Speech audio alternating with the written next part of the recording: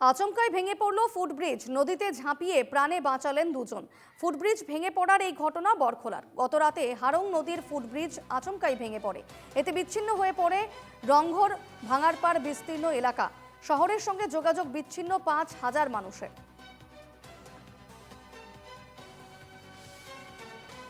দেখাচ্ছে সেই ছবি এই মুহূর্তে।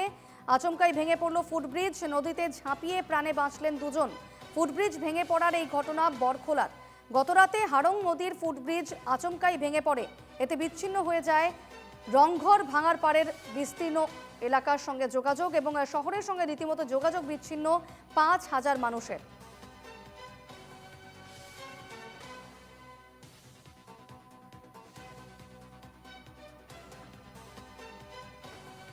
তো কালকে রাত্রে খুব বেশি বৃষ্টি দিছে, তুফান দিছে কালকে। আমরা নর্মালি আমরা গাঁৱৰ মানুষে কইন 12 তো তার লাগে কালকে খুব বেশি জ্বর তুফান দিছে। দেওয়ার পরে মানে হঠাৎ এটা আর কি মানে এটা বহুদিন থেকে অকেজ ইয়ে আছে, কিন্তু একটা মানুষ এখান থেকে কেন যাওয়াত আসলো যাইতে সময় এখান থেকে মানে মানে এটা তো মানে একমাত্র থেকে মানে হায়াত টাকায় বাঁচিছে আর মানুষটা মারা গেল, এখানে নদীর মাঝে পড়ছে কালকে, ওটাও আর কি। আর আমিও লোকাল এখানের মানুষ, আমার ঘর বাঙ্গার।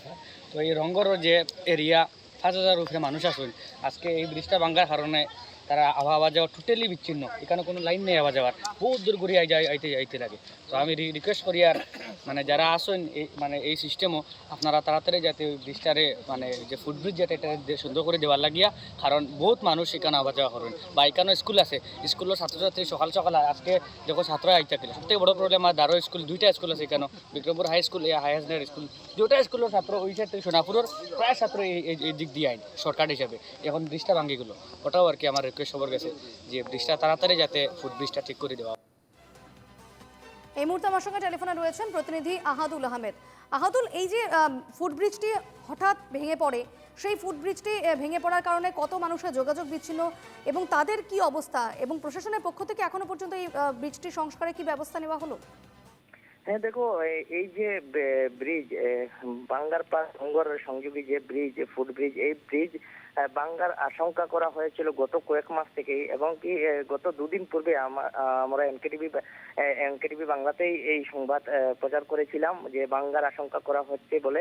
আর গতকাল এই আশঙ্কা সত্য প্রমাণিত হলো, এবং গতকাল রাত্রিবেলা হঠাৎ এই ফুটব্রিজটি ভেঙে যে স্থানীয় যে হারাং নদী আছে এই হারাং নদীর মধ্যে পড়ে যায়, এবং স্থানীয় কয়েকজন লোক রাত্রিবেলা এই ব্রিজ দিয়ে পার হওয়ার সময় এই ভয়ঙ্কর দুর্ঘটনাটি সংঘটিত হয়। আর এই ব্রিজটি ভেঙে যাওয়ার ফলে সমগ্র যে এলাকা রয়েছে বাঙ্গারপাড় রংঘর যে এলাকা রয়েছে প্রায় 5,000 মানুষ সেখানে বসবাস করেন। 5,000 মানুষের যোগাযোগ ব্যবস্থা বর্তমান সম্পূর্ণরূপে বিচ্ছিন্ন হয়ে পড়েছে, এবং স্থানীয় মানুষরা অসহায় হয়ে পড়েছেন।